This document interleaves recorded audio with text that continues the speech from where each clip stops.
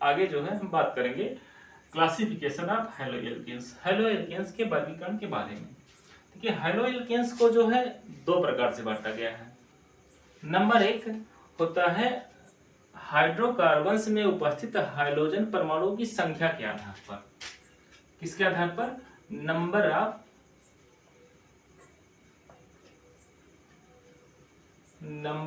Of hydrogen atom.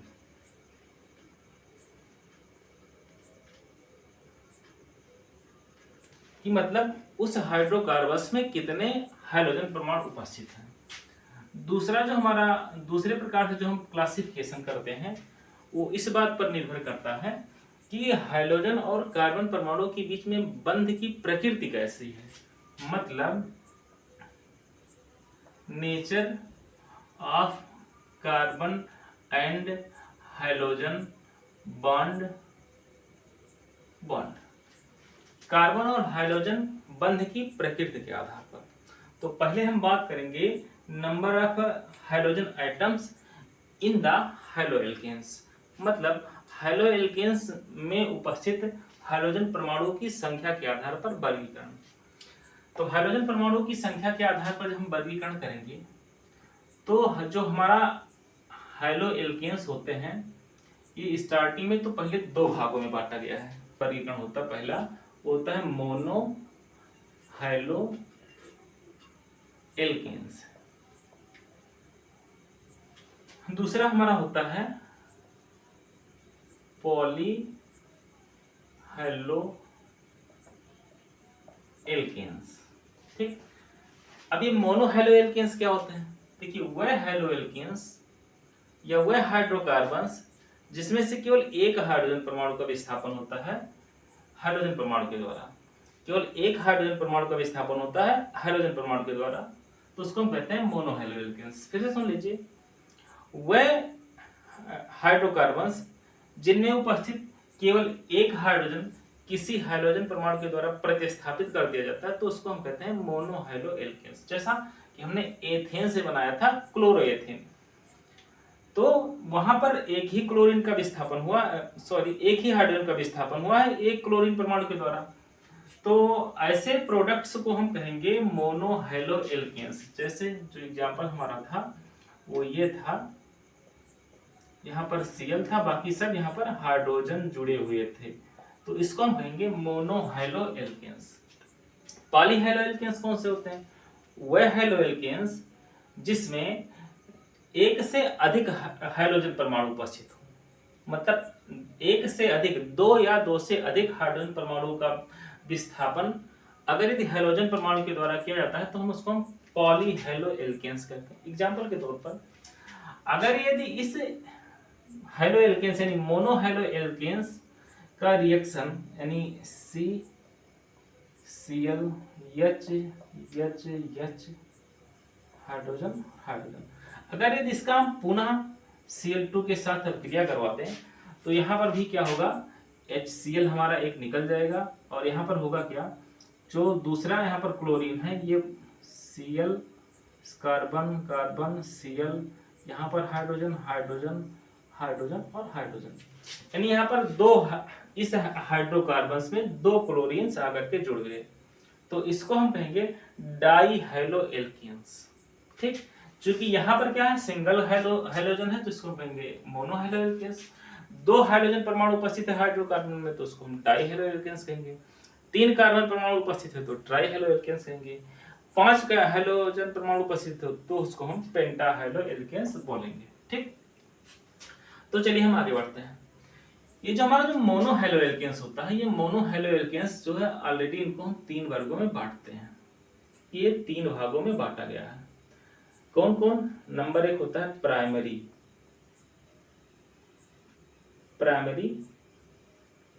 Hello alkanes. दूसरा होता है सेकेंडरी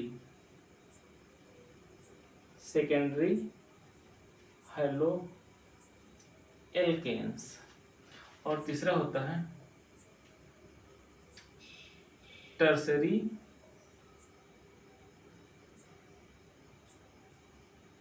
हैलो एल्केन्स।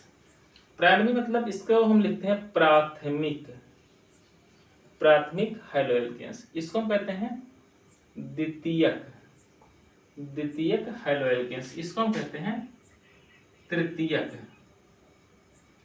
तृतीयक हैलो एल्केन्स। तो इनके बारे में हम थोड़ा सा देख लेते हैं ब्रीफ में। देखिए जो प्राइमरी हैलो एल्केन्स होते हैं, प्राथमिक हैलो एल्केन्स जो होते हैं, वह हैलो एल्केन्स होते हैं हाइड्रोजन परमाणु ऐसे कार्बन से जुड़ा होता है जिससे केवल एक कार्बन जुड़ा हो।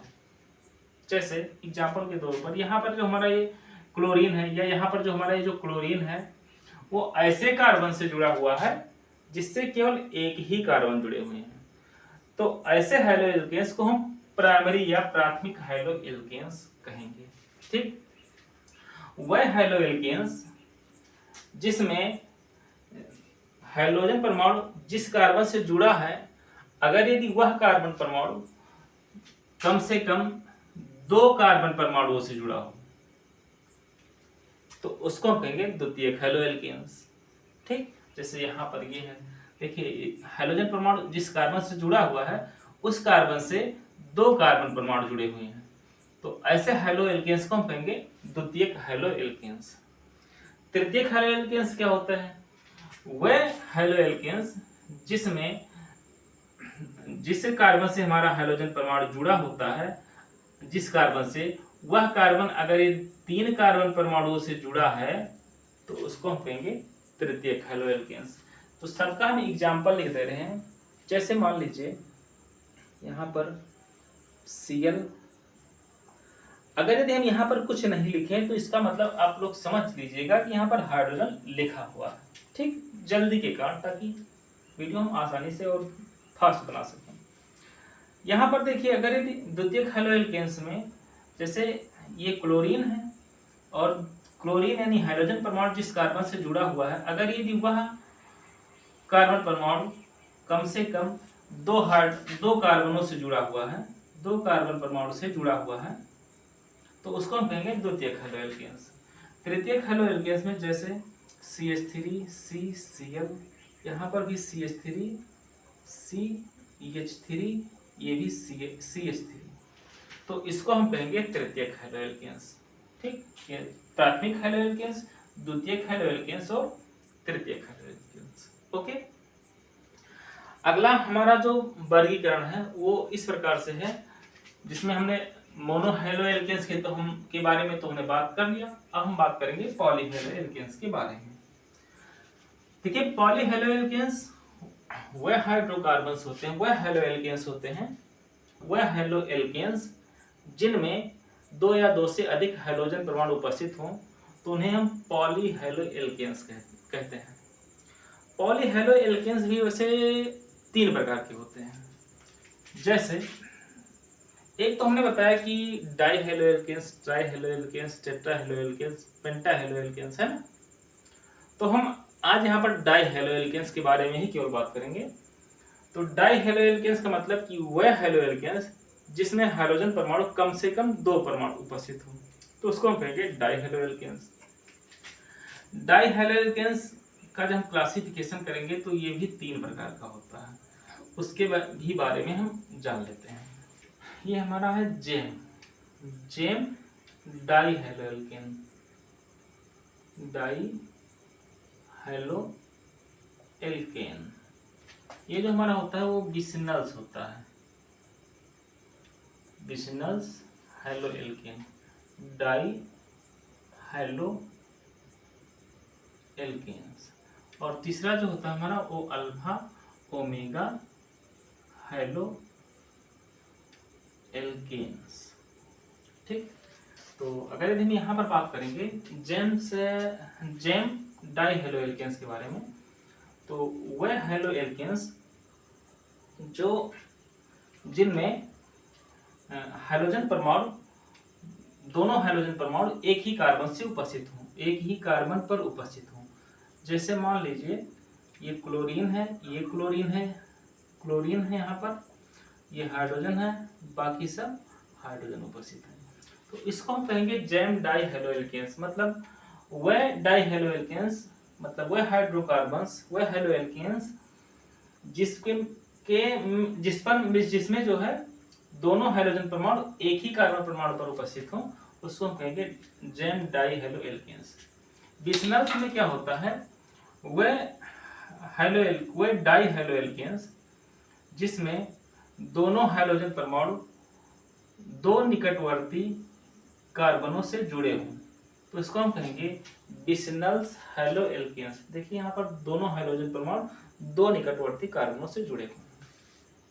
तीसरा है अल्फा ओमेगा हेलो एल्केन्स, वह हेलो एल्केन्स जिसके पहली बात तो श्रृंखला में कम से कम 3 कार्बन उपस्थित हो, जैसे 1 2 3, ये क्लोरीन, यहाँ पर hydrogen hydrogen hydrogen hydrogen.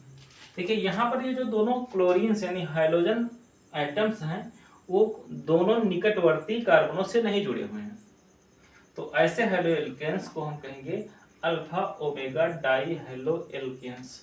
Okay, तो शायद आपको हेलो एल्केन्स के वर्गीकरण के बारे में आपको समझ में आ गया होगा।